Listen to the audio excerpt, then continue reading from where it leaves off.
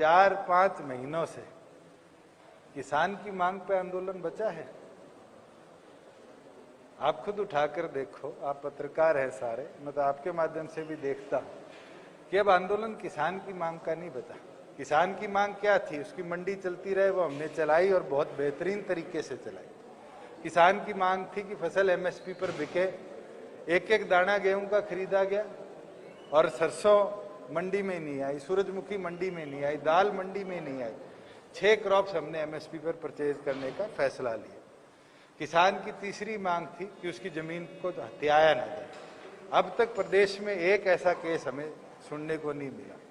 अब तो आंदोलन ये रह गया कि कैसे सरकार का विरोध किया जाए, जेजेपी और बीजेपी का विरोध किया जाए। और मुझे लगता है अब इस आंदोलन का फेस वो किसान संगठन नहीं बचे, अब इनका फेस कहीं ना कहीं राजनीतिक लोग बन चुके हैं, जो आगे कोई जिला परिषद लड़ना चाहता है, कोई सरपंची लड़ना चाहता है, या कोई अपनी पार्टी बनाना चाहता है, या कोई किसी पार्टी का सपोर्ट करना चाहता है, वो बनकर रह गए।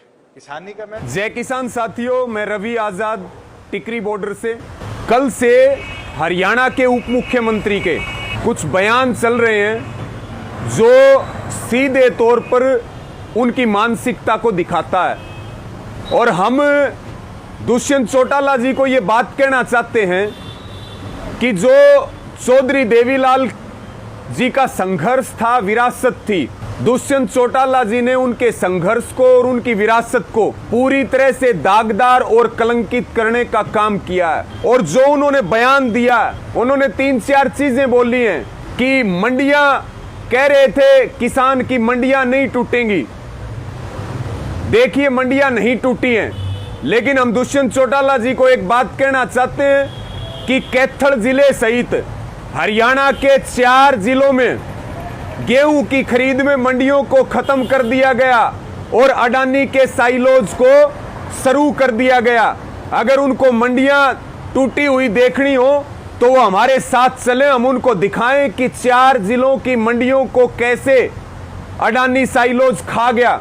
जबकि ये जो कानून है, 3 काले कानून, ये होल्ड के ऊपर है, अब तक ये कानून लागू नहीं हुए हैं। उसके बावजूद भी 4 जिलों की मंडियां पूरी तरह से खत्म हो चुकी हैं। दूसरी बात, उन्होंने कहा कि अब ये आंदोलन किसानों का नहीं बचा, ये चुनाव लड़ने वालों का आंदोलन है। तो हमारा दुष्यंत चौटाला जी से सवाल है कि जब किसानों का आंदोलन था, क्या वो तब किसानों के समर्थन में खड़े हुए थे, किसानों की मांगों और मुद्दों के ऊपर खड़े हुए थे?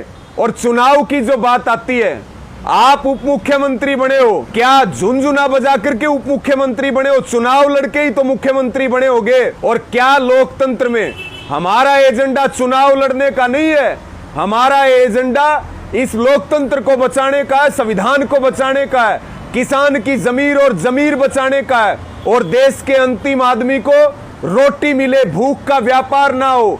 लेकिन आपसे हमारा यह सवाल है, क्या चुनाव लड़ना हमारा मौलिक अधिकार नहीं है? क्या चुनाव लड़ना कोई बुरी बात है?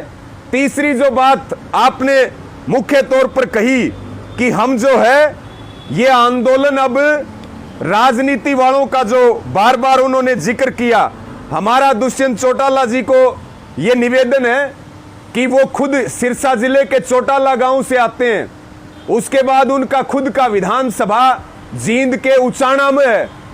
आपको पता नहीं है कि आपकी जमीन खिसक चुकी है, आपने जो कमाया था वो खत्म हो चुका है, जनता में आपके प्रति जो गुस्सा है, जो नफरत है। और हमारा आपको चैलेंज है कि आप अपने खुद के चौटाला गांव में कोई कार्यक्रम करके दिखा दो, उचाना विधानसभा के किसी गांव में घुस के दिखा दो, आपको आपके विधानसभा के लोग जो वो गांव में नहीं घुसने देंगे। और ये भी हमारा चैलेंज है, आप इस्तीफा दे करके आइए, हरियाणा में कहीं से भी चुनाव लड़िए।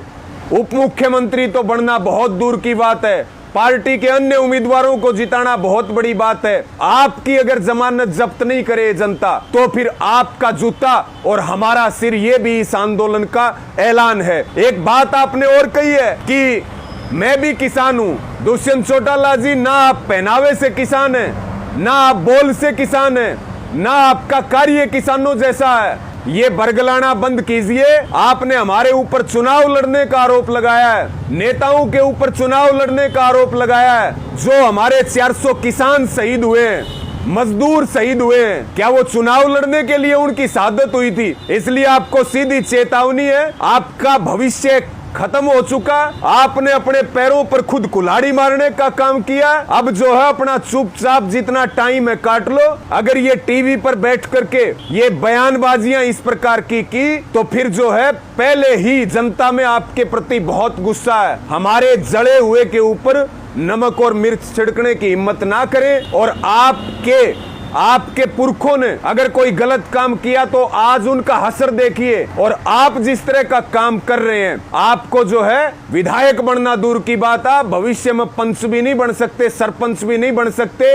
निश्चित तौर पर आंदोलन चलेगा, निश्चित तौर पर आंदोलन की जीत होगी। और आपकी राजनीतिक हत्या आपने स्वयं की है और आप कानूनी कार्रवाई करने की धमकी दे रहे हैं बार बार। आप कह रहे हैं जो विरोध करेगा हम कानूनी कार्रवाई करेंगे। आप जीरो थे, आपको हरियाणा की जनता ने हीरो बनाने का काम किया, संकट में आपके साथ खड़ी हुई। आज आप उसी को डंडे का, पुलिस का भय दिखा रहे हैं, कानूनी कार्रवाई का भय दिखा रहे हैं। ना तो आपकी जेल और ना आपकी पुलिस आंदोलन को नहीं रोक सकती, ना रास्ता रोक सकती है। हमारा शांतिपूर्ण आंदोलन है और जीत तक चलेगा। और आपकी जो आपका आडंबर था और जो झूठ थी वो हरियाणा की जनता और देश की जनता समझ चुकी है। इसलिए आपको फिर चैलेंज है कि अगर आप में हिम्मत है और आप धमकी दे रहे हैं हमें कानूनी कार्रवाई की, तो आप अपने गांव में, अपने विधानसभा के गांव में कार्यक्रम करके दिखाओ। आपको अपनी औकात पता चल जाएगी और यह भी पता चल जाएगा कि यह आंदोलन वही लोग कर रहे हैं जिन लोगों ने आपको वोट दे करके और नीचे से उठा करके कुर्सी के ऊपर बैठाया। आज आप हमारी लाशों के ऊपर राजनीति कर रहे। इसका ब्याज समेत जो है वो हरियाणा का एक एक युवा और किसान हिसाब करने वाली है। धन्यवाद। और इस वीडियो को ज्यादा से ज्यादा शेयर करें।